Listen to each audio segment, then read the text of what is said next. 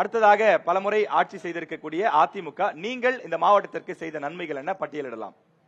முதல்ல 5000 ஆண்டுகள் பாரம்பரிய சிறப்பும் பண்பாட்டு பெருமையும் கொண்ட என்னுடைய தாய் மண்ணாம் மயிலாடுதுறையை வணங்குகிறேன். நீங்க மயிலாடுதுறையை பொறுத்த மட்டும் எங்களுக்கு ஒரு குழந்தைய எப்படி ஒரு பெற்றோர் பெற்று எடுத்து வளர்த்து பார்த்து பார்த்து வளர்ப்பாங்களோ அதை மாதிரி தான் அதிமுகவுக்கு. இதற்கு திருமுறைகளில் இருந்த தூய தமிழ் பேரான மயிலாடுதுறையை தேடி எடுத்து வச்சதே எங்க புரட்சி தலைவர் டாக்டர் எம்ஜிஆர் தான்.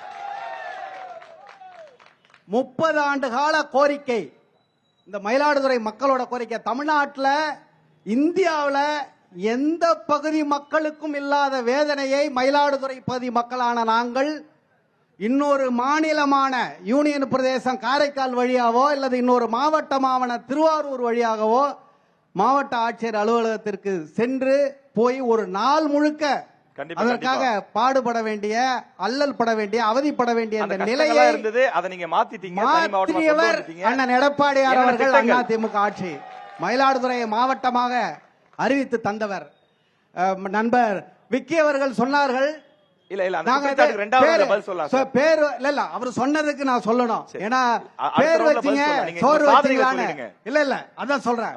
நீங்க இந்த 114 கோடி ரூபாய்க்கு இங்க கம்பீரமாக எழுந்து நிற்கிற மாவட்ட ஆட்சியர் அலுவலகம் அனைத்து இந்திய அண்ணா திராவிட முன்னேற்ற கழக ஆட்சியிலே கொண்டு வரப்பட்டது. அதற்கு இந்த தருமபுரம் ஆதீனம் அவர்களிடம் பேசி எங்களுடைய முதலமைச்சர், அமைச்சர், மாவட்ட செயலாளர், எம்எல்ஏக்கள் அத்தனை பேர் பேசி அந்த இடத்தை வாங்கி நிதியை நாங்க ஒதுக்கிட்டு தான் போனோம். ஏன்னா நிதி இவங்களுக்கு தெரியும், ஸ்டிக்கர் ஒட்டுறவங்கன்னு. நாங்க இந்த வேலையை செஞ்சு முடிச்சிட்டு தான் அதை போனோம். அதே மாதிரி பேருந்து நிலையமோ அதிமுக ஆட்சியில அதற்கான நிதி ஒதுக்கப்பட்டு உருவாக்கப்பட்ட திட்டம். சரியா? அது பேருந்து நிலையத்தில் என்ன கதியில இன்னைக்கு இருக்கு, மக்கள் என்ன கதியில இருக்காங்க, அடுத்த ரவுண்ட்ல பேசுறேன். அதை விட அடுத்த தேர்தலை பற்றி சிந்திப்பவன் அரசியல்வாதி, அடுத்த தலைமுறையை பற்றி சிந்திப்பவர் நல்ல தலைவர். எங்களுடைய தலைவர் அண்ணன் எடப்பாடியார் அடுத்த தலைமுறையை பற்றி சிந்தித்து இந்த ஒட்டுமொத்த காவிரி டெல்டாவையும் பாதுகாக்கப்பட்ட வேளாண் மண்டலமாக்கியது அதிமுக ஆட்சி. நீங்க அதே போல ஒரு அரசு மருத்துவமனையை தரம் உயர்த்தி சிடி ஸ்கேனு, டயாலிசிஸ் கருவிகள், புதிய கட்டடங்கள், புறநோயாளிகளுக்கான சிகிச்சை பிரிவு, கூடுதல் படுக்கை வசதி, அத்தனை வசதிகளையும் செய்து கொடுத்தவர் அண்ணன் எடப்பாடியார். அதிமுக ஆட்சி, அம்மாவுடைய ஆட்சி.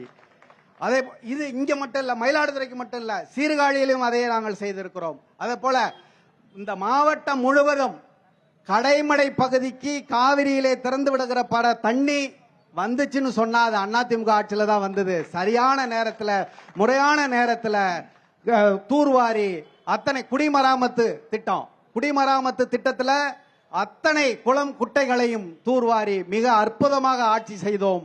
அந்த ஆட்சி, அந்த பெருமைக்குரியவர் அண்ணன் எடப்பாடியார் அவர்கள். அதே போல விவசாயிகளுக்கு இன்னும் ஒரு திட்டங்களை சொல்ல, விவசாயிகளுக்கு பயிர் காப்பீடு, நிவாரணம், இந்தியாவிலேயே வறட்சிக்கு நிவாரணம் கொடுத்த ஒரே ஆட்சி அதிமுக ஆட்சி. அதே போல 3 அரசு கல்லூரிகள் 3 தொகுதிக்கு, மயிலாடுதுறை தொகுதியில மணல்மேடு, சீர்காழியில புத்தூர், பூம்புகார் தொகுதிக்கு மாதிரிமங்கலம் 3 இடங்கள்ல அரசு கல்லூரிகள் கொடுத்தது. நன்றி. அடுத்த சுற்றுக்கு அதிமுக ஆட்சி காலத்துல அடிப்படை வசதிகள் தொடங்கி, கல்லூரிகள் தொடங்கி, மருத்துவமனைகள் தொடங்கி என்னென்ன திட்டங்களை கொண்டு வந்தோம்னு நிறைய விஷயங்களை அண்ணன் கோமல் அன்பரசு அவர்கள் குறிப்பிட்டு சொன்னாங்க. நன்றி.